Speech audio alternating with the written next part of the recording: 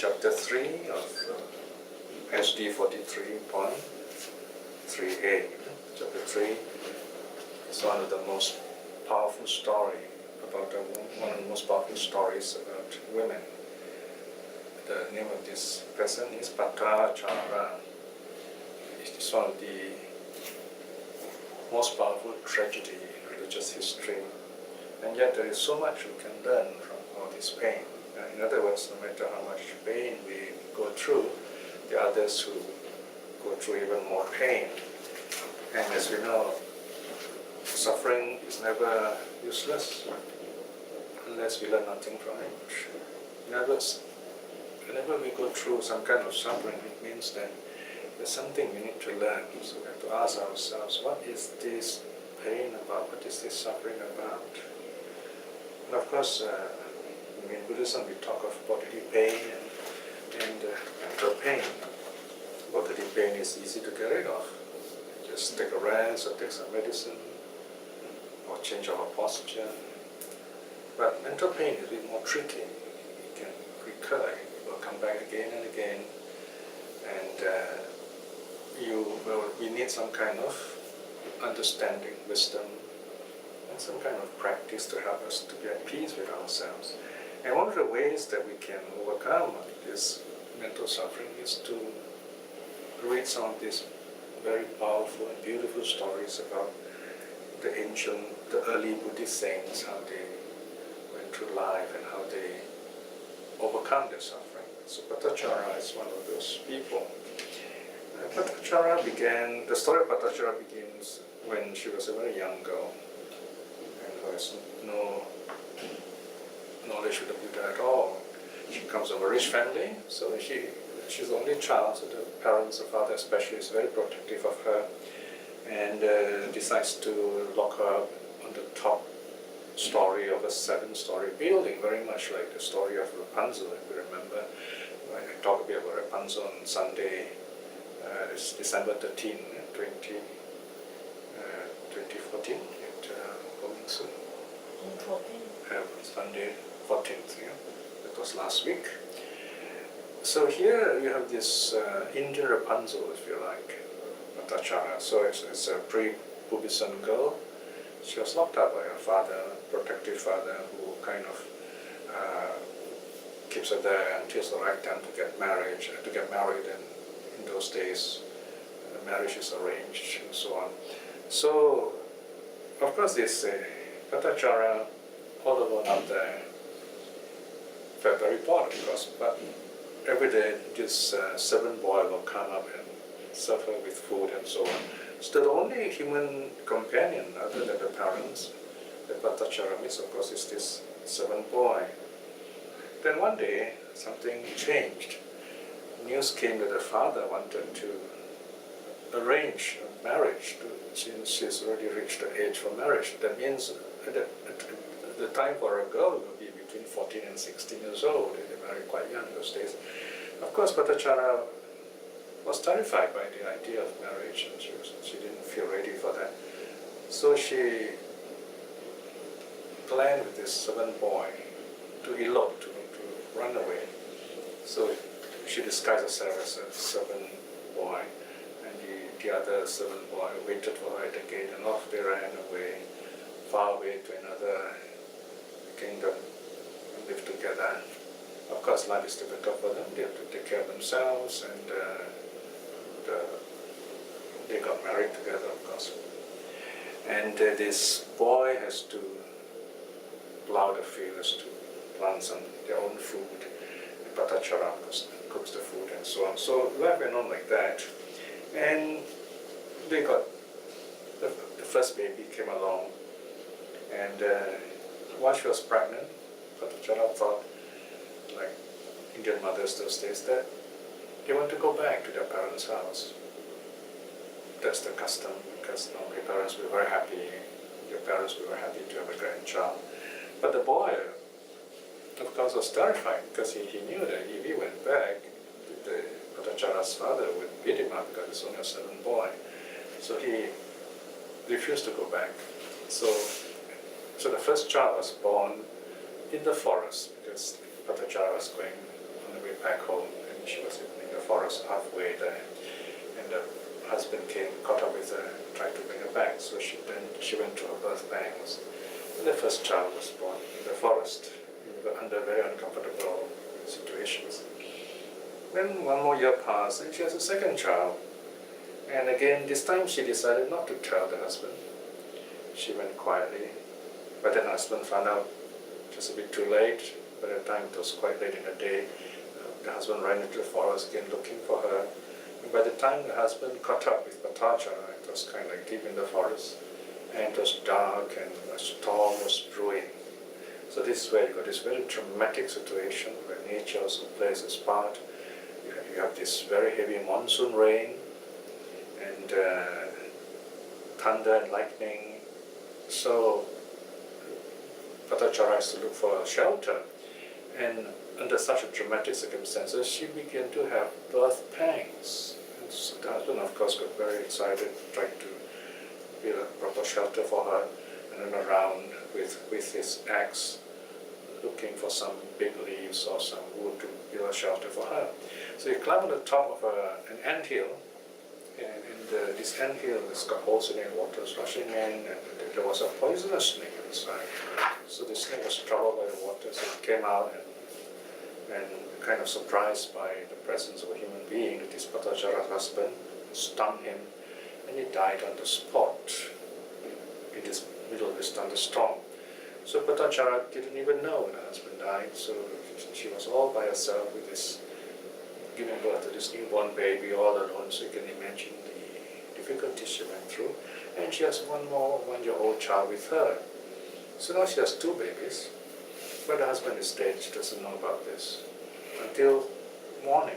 The morning comes, the storm is abated, so she looked around, found the dead husband on top of the anthill. So of course she was very sad, and cried and said, "Oh dear, I've lost my husband in the night," just like that. So all that she can do now is to go back home. So he followed the jungle track and reached a river, a small river at that time. Apparently this river is called Acharavati today. So because of the thunderstorm the previous night, the water was quite high, quite deep. So under normal circumstances she could just walk across with her 2 babies, but that day she could not because the water was quite high. She decided to leave her newborn child on the near bank. Then she waded across, or rather no, she left the 1-year-old child on the near bank, and she waded across carrying the newborn child, and left the newborn child on the far shore. And then she waded back, she came back. But halfway across the river, a hawk saw this newborn baby. And you know, newborn baby looks ruddy. So this hawk thought that it was a piece of meat, and it came down and swooped away this baby. And of course the poor mother was terrified in the middle of the river and started shouting, "Shoo, shoo," trying to chase away the bird. But the other boy, the 1-year-old boy, thought that the mother was calling him. So he stepped into the water towards the mother and got washed away by the river. So just within a few hours, she's lost her husband and lost both her babies. So you can imagine the state of mind. She was really shocked and saddened. She just kind of struggled her way home. Then in the distance, she saw some smoke behind the trees. And then she asked the people, "What's going on?" And the people said, "Oh, there was this bad storm last night." So the storm is kind of a unifying feature, motive in the story, unifying her family. They said, there was this big storm and a tree fell on top of this house and killed the inhabitant. Then she realized, she found out actually it was her parents and her own brother who died, and they are being cremated. So imagine it, within one day and one night and a day, all the family, all the loved ones passed, were killed, they died, under tragic circumstances. And it's such a powerful reality which is very hard for any one person to just accept. So she went mad, she went crazy on the spot. She threw off her clothes and ran around like a crazy person.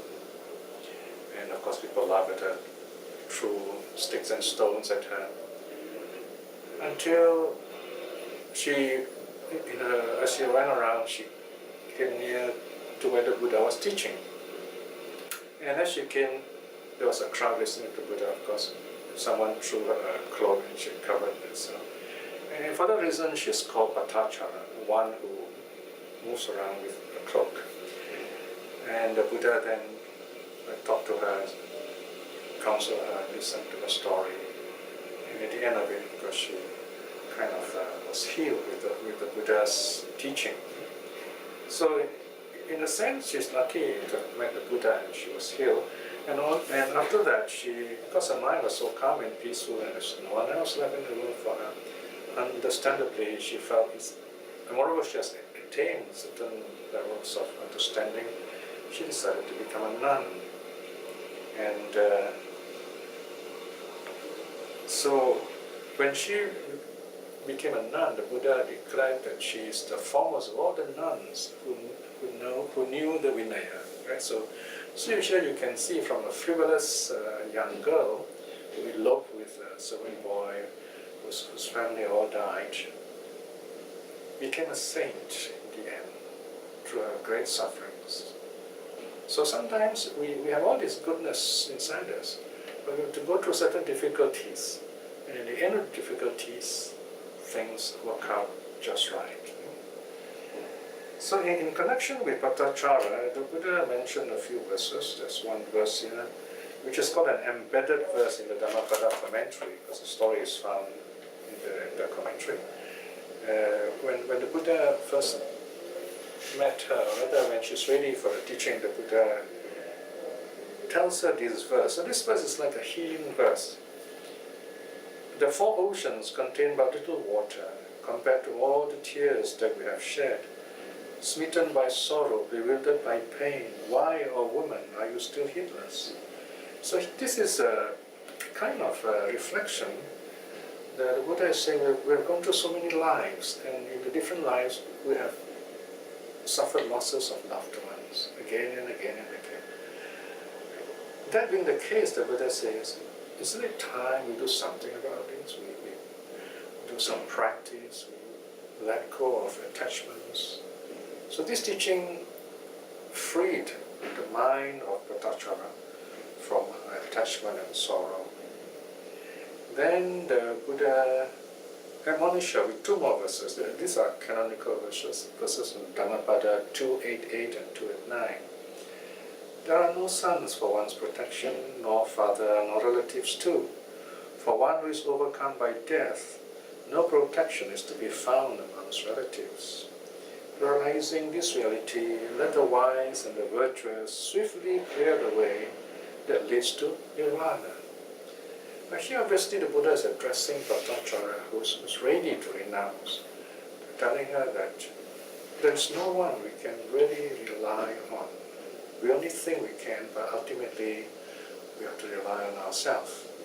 Ultimately we have to work out our own peace of mind, in other words, our own salvation. Now what's interesting here is how she later becomes a saint, an arahat. So of course she's learned meditation, so here is where the story goes that there are two parts of the story here, they kind of one flow into the other. The first part of the story is as she was sitting down, washing her feet before she retires. And as you know, being a meditator, she does this very mindfully. She's pouring the water and rubbing her feet. She noticed the first time she pours the water flows a short distance and then disappears. And she reflects, oh, look at this water. This water flows just a short distance and disappears into the ground.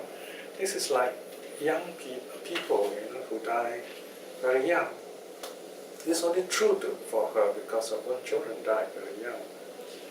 Then she pours the second time, and the water flows a little further.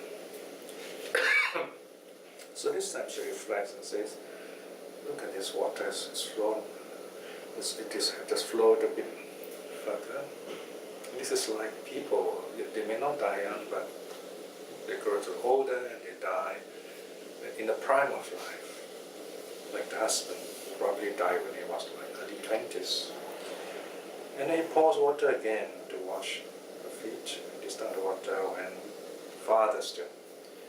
And she reflects, she says, well, this is just like people. They don't die young, they don't die in the prime of their lives. They die in old age, like our own parents. So she reflects in that way, it's very peaceful in that reflection. Then she dries her feet, she goes into her room, ready to lie down to sleep. Before doing that, of course, she has a lamp, a little oil lamp, an Indian lamp. So she takes a needle or a piece of like a stick or a bone, and she kind of dunked the wick. And she's doing all this mindfully. It's like switching off the light. So she pulls the wick down to the oil so that the light is extinguished.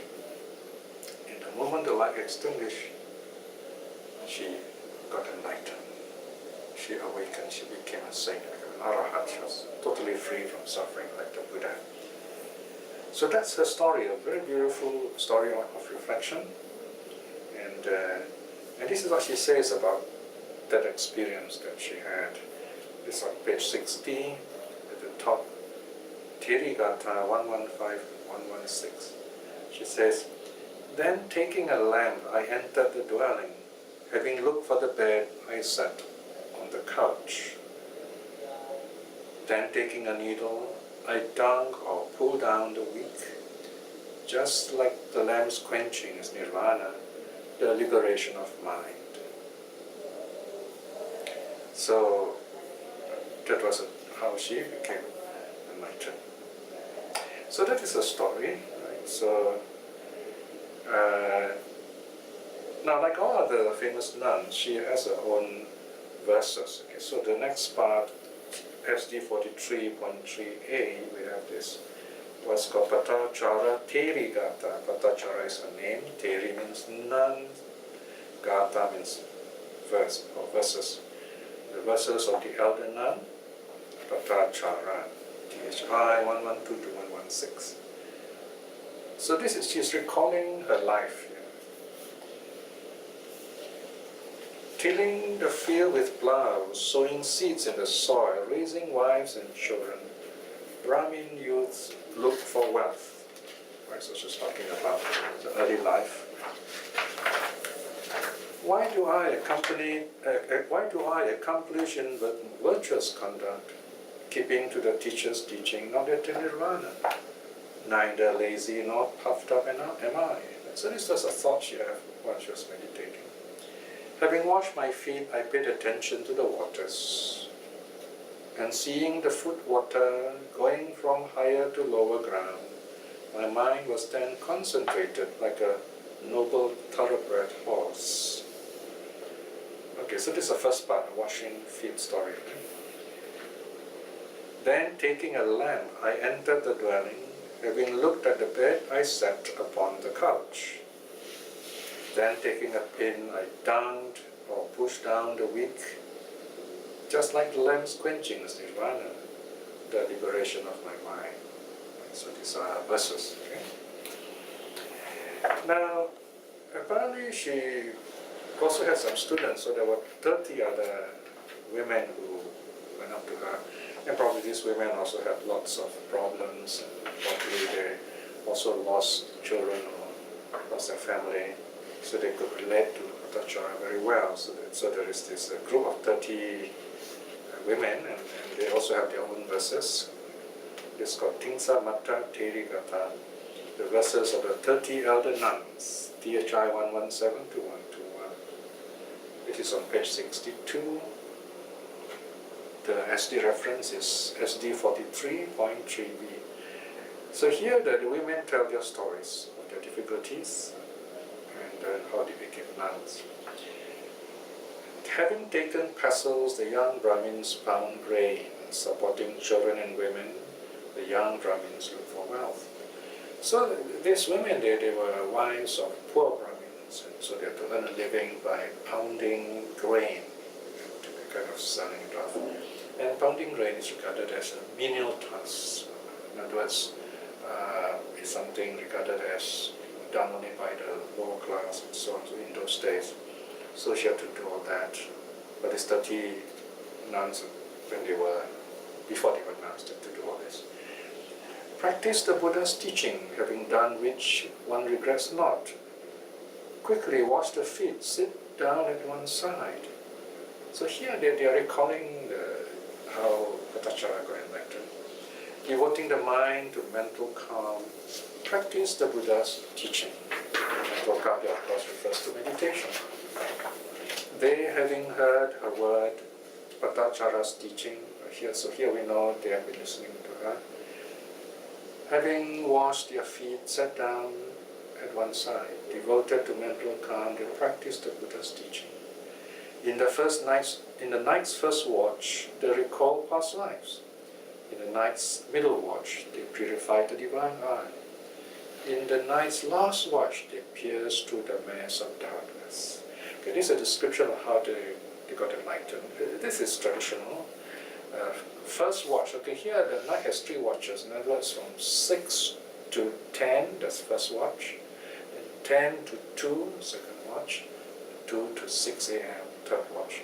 So in the first watch, they were all meditating. So the first watch, they attain a certain level of wisdom. 10 to 2 is, what time is the first watch? 6 to 10, 10 to 2, 2 to 6.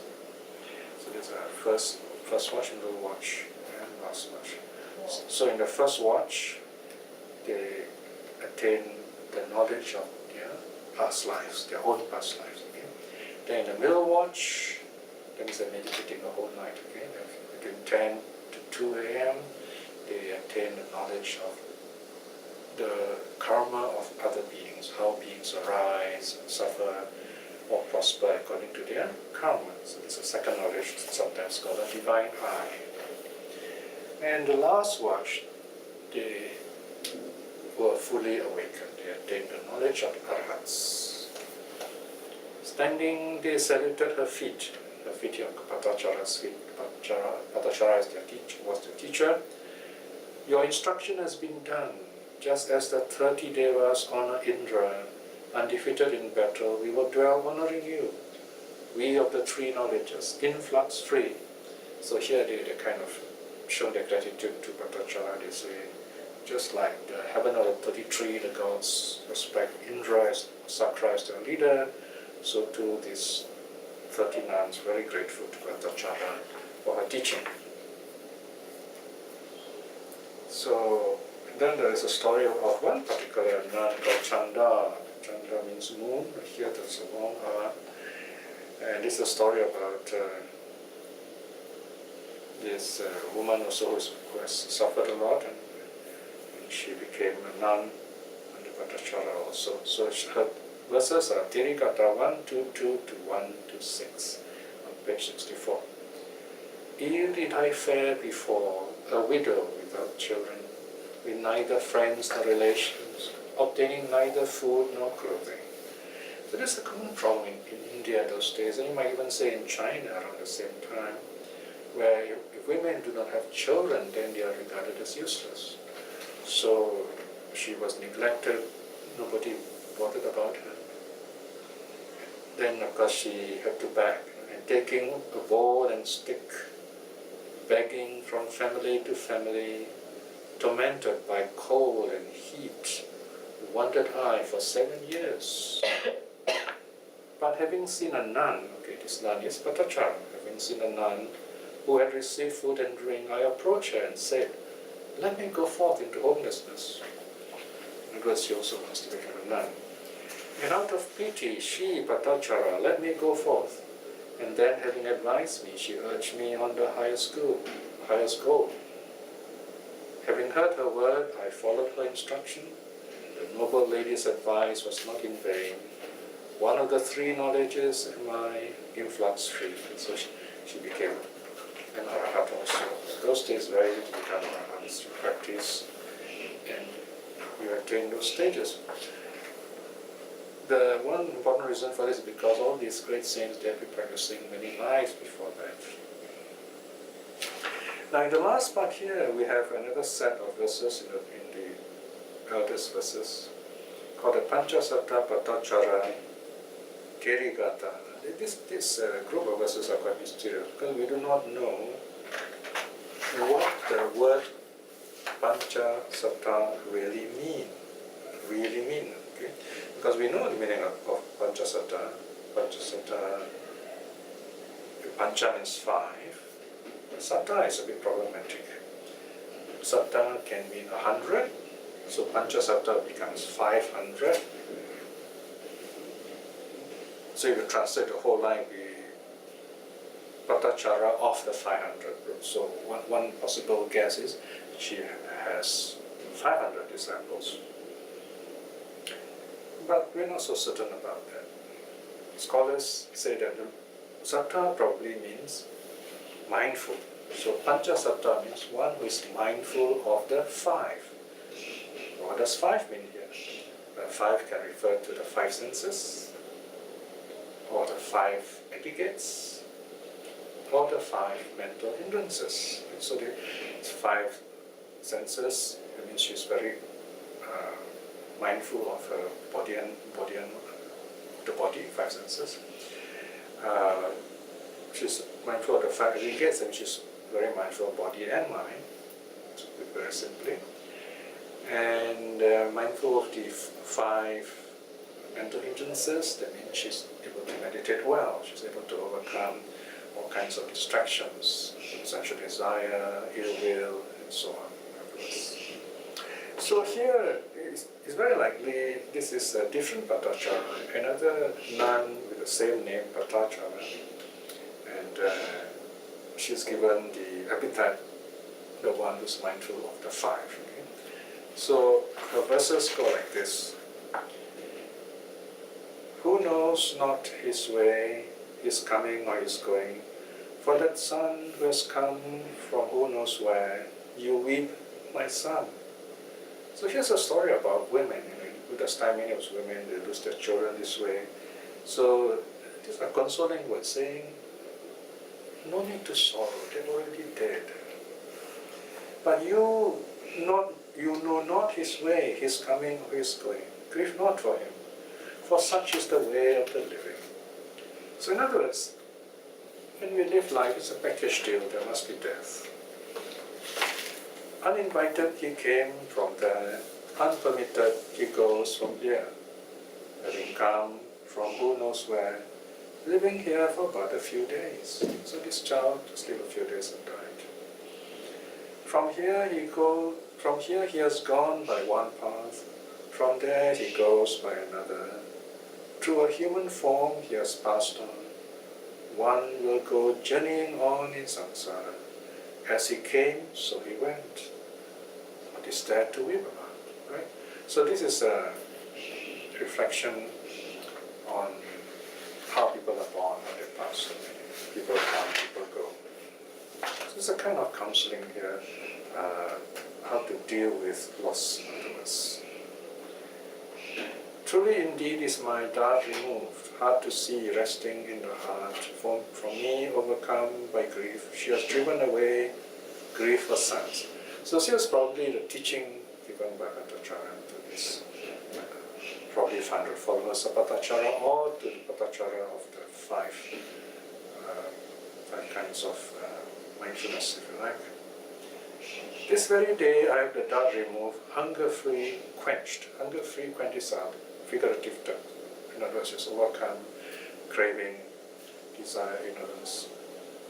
To the Buddha and the Dharma and the Sangha, to the sage, I turn for refuge. Right? So she was without refuge and lost all her family, and she turns to the 3 jewels.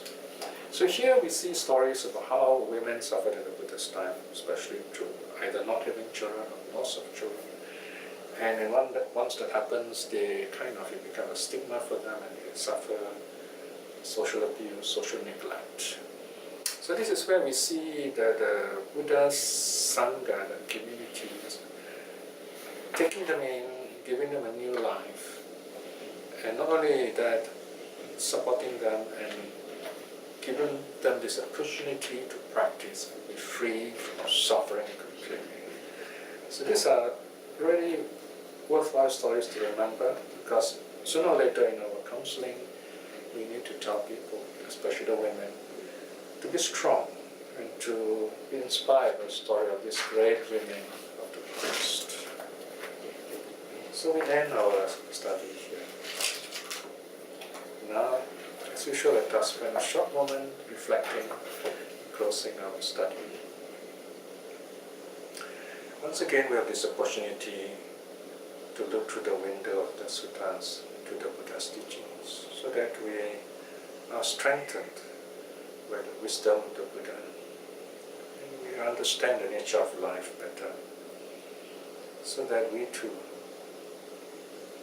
understand the nature of suffering, and wisdom will grow in us.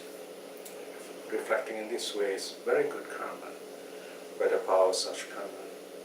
May we be well and happy in this life itself. Through all the good deeds we have done, by the power of the three jewels, through the practice of the precepts and generosity and any other good deeds, may we attain spiritual liberation. May we aspire to stream winning at this, in this life itself. In this moment of peace, let us impart our loving kindness to all our loved ones. May they be well, may they be happy. And also to all those people out there who need the Dharma. May the Dharma dawn upon them, that they too be free from suffering. May all beings be well and happy. Sadhu, sadhu, sadhu.